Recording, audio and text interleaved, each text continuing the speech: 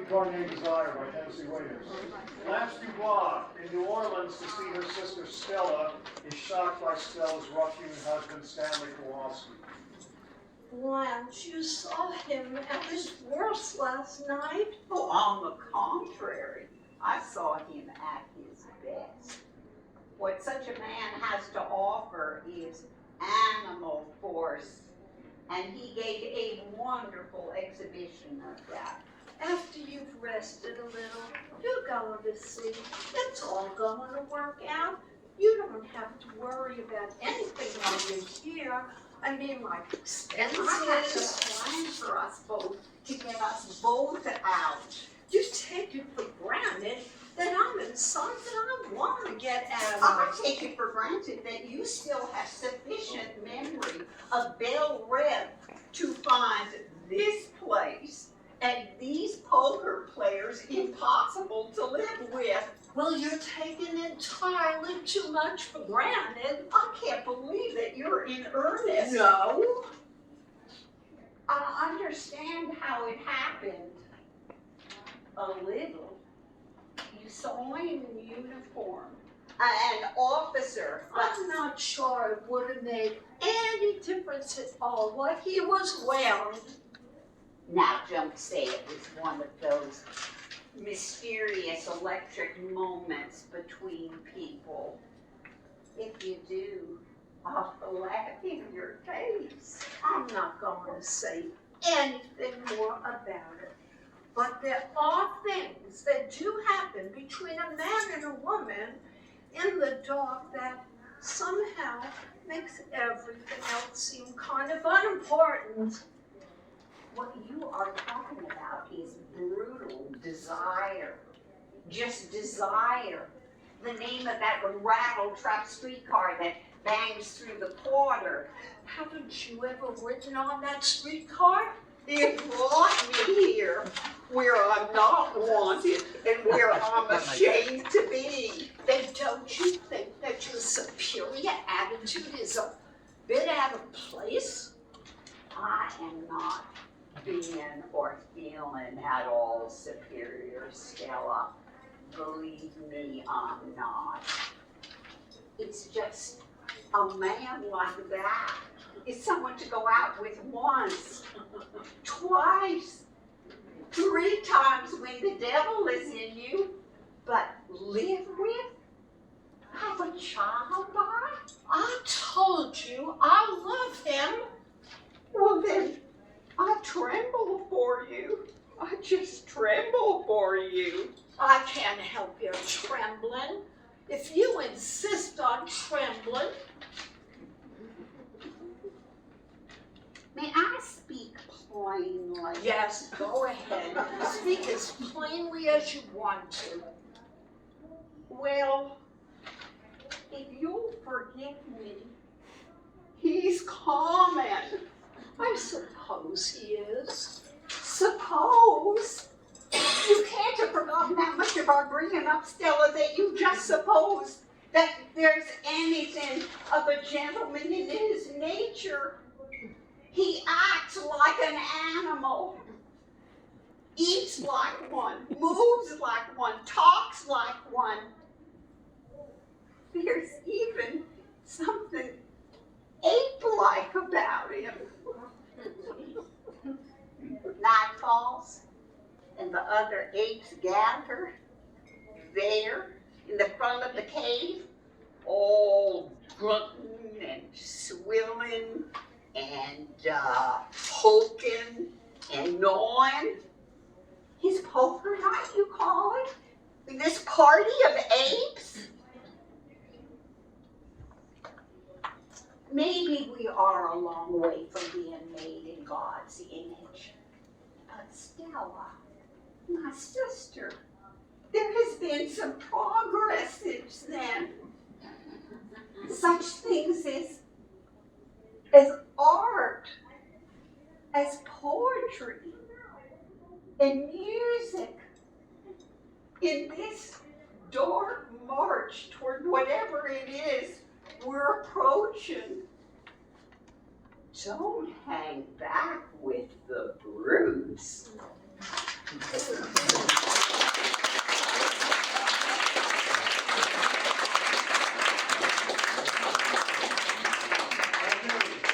on, Night of the Moment in Rhonda Zellwell, A Sleeping Country by Melanie Marnick. An unconventional psychiatrist treats her friend who's suffering from insomnia.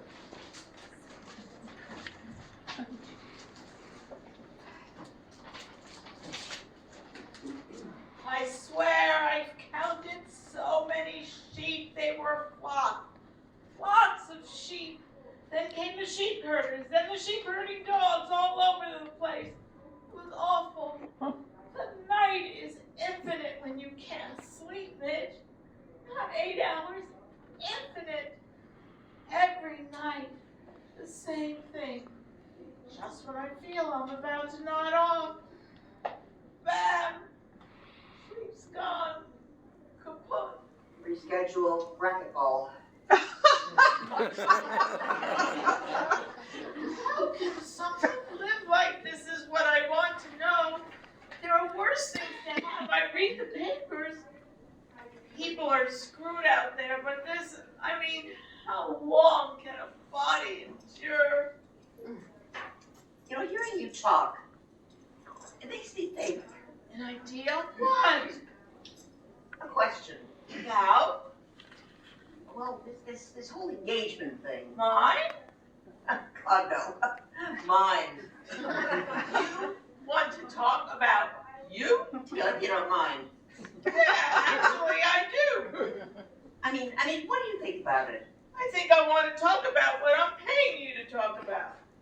We've been talking about your insomnia for months to no avail.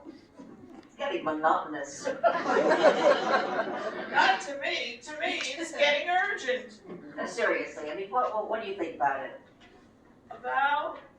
Well, the engagement, being engaged, the act of fiancé. As it applies to you? Oh, we can include you. I mean, since you're also engaged. But that sounds interesting to me. Sorry. Unbelievable. Indulge me. If we talk about you, can we eventually get back to me? I'm sure, but make it snappy. I've got a meditation class in an hour. You? Meditation? Yeah, Vipassana meditation. You sit on your ass and watch your thoughts. Oh, shoot me. Now, continue. Okay. Well, personally, I like being engaged. Yeah, but you haven't taken it to the end state, as in nuptials. Not with Greg, but don't forget my first husband. Oh, I always forget your first husband. You should give it a try. Edge. Oh, for fuck's sake, Julia. I mean, he designed dog toys. Organic dog toys. He's huge in Berkeley. Who cares? Maintaining a train of thought with you is like, Oh, you were saying, I have no idea. oh, you like being engaged. All right. Yeah, I love being engaged. I look forward to Anne.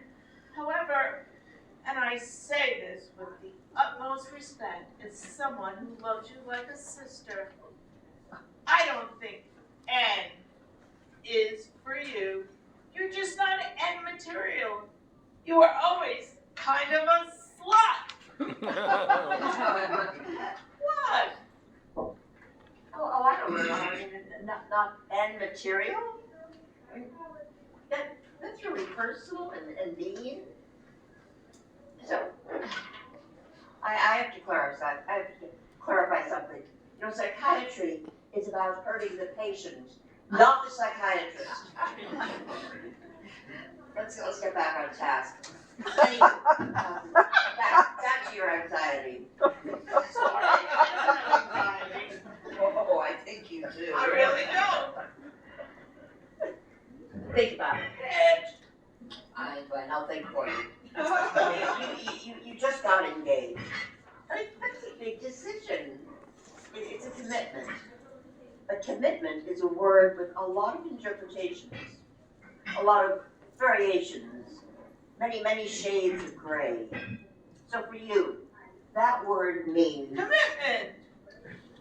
I mean, for me, it's more nuanced. Two people, two different interpretations. Thus it is proven. Do yourself a favor. Do Sven a favor. Now, Cedric. That was 2 mistakes ago. Cedric is a Buddhist. Thus the meditation crap. Don't get married. Trust me, it's easier to break up now before you have to get divorced. Au contraire. When you get divorced, at least you can hire lawyers to do the dirty work. And if you're just dating, you have to do all the emotional heavy lifting yourself. Doesn't that seem wrong? No, it seems right and decent and I don't know. That's not where it's going. I think changing gears.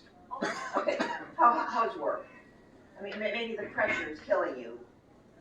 You're a graphic designer, so maybe advances in typography are getting to you. not really. And Greg, he still works for that soap opera. One wife to wherever. One life to embrace. Yeah, he does. You know, that's a cool job. Maybe you find his success emasculating you. I'm a woman, how could I? No, I would. The insomnia remains. Like an unspecific, vague, loud panic deep in my gut. Panic about. Now come on, work with me. Don't think too hard. About.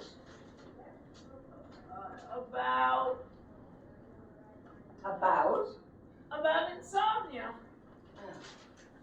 You are so tragically linear. Moving on. Okay. Pharmaceutically speaking, we tried trazodone, Didn't work. Remeron, Nothing. temazepam, No effect whatsoever. naloxone, no, Sucked. gaboxidol, Made me hallucinate. all of the Ambien. Didn't work and gave me amnesia. Oh, sweet. Melatonin, Valeria, Valium, Didn't work. NyQuil, Tylenol PM. Useless. Have you tried exceeding the recommended dosage? Have you tried using alcohol to extend